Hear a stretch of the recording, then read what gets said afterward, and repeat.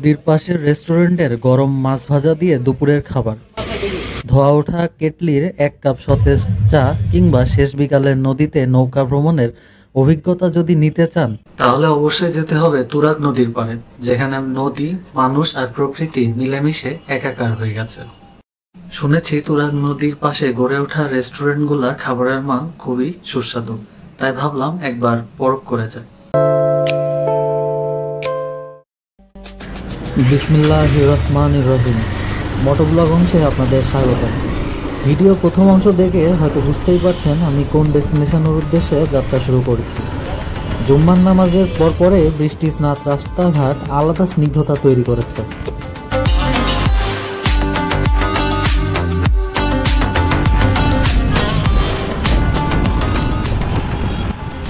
আর এই রাস্তা ধরে কিছু দূর অগ্রসর হতেই আমরা পৌঁছে গেলাম আমাদের কাঙ্ক্ষিত গন্তব্যে।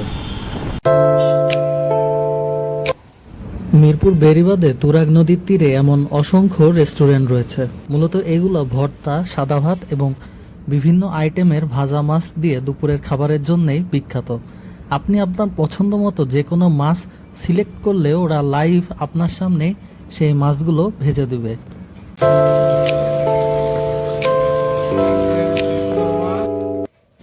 এছাড়াও সাথে থাকছে বেগুন ভাজি এবং বিভিন্ন আইটেমের ভর্তা।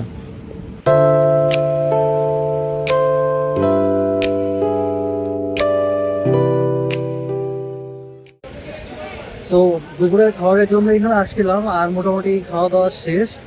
আর আজকের যে ওয়েদার, আমি যখন আসি তখন হচ্ছে রোদ ছিল, বাট এখন আসার পরে খুবই সুন্দর একটা ওয়েদার। আপনাদেরকে এখানকার পরিবেশ এবং ওয়েদারটা একটু দেখে তাহলে বুঝবে না।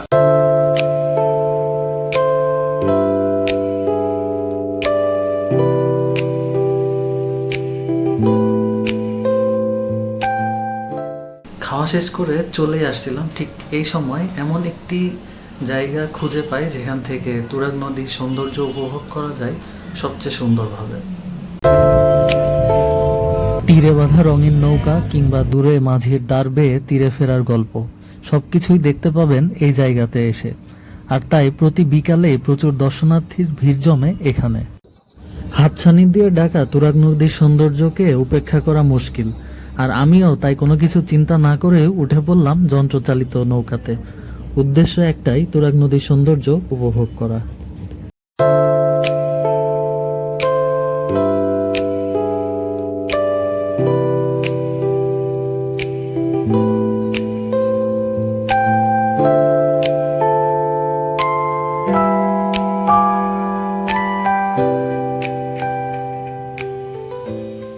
30 মিনিটের এই বোট জার্নি মন রিফ্রেশ করার জন্য যথেষ্ট।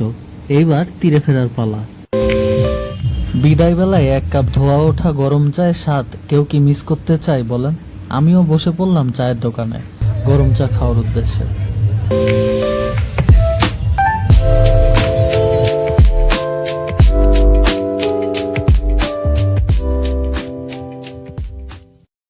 পড়ন্ত বিকেলে সূর্যের আলো নদীর বুকে আছড়ে পড়ে এক অপূর্ব সুন্দর মোহনীয় রূপের সৃষ্টি করেছে। বর্ষায় প্রকৃতিও সেজেছে নতুন রূপে। তাই আর দেরি না করে আপনিও বের হয়ে পড়ুন, কারণ আনপ্ল্যান ট্যুরগুলোই সবচেয়ে সুন্দর মুহূর্তগুলো তৈরি করে। মাঝে মধ্যে মনে হয় আমরা সবাই কোনো এক অদৃশ্য মায়াজালে বন্দী। সবার ভিতরেই কিসের জানি তারা।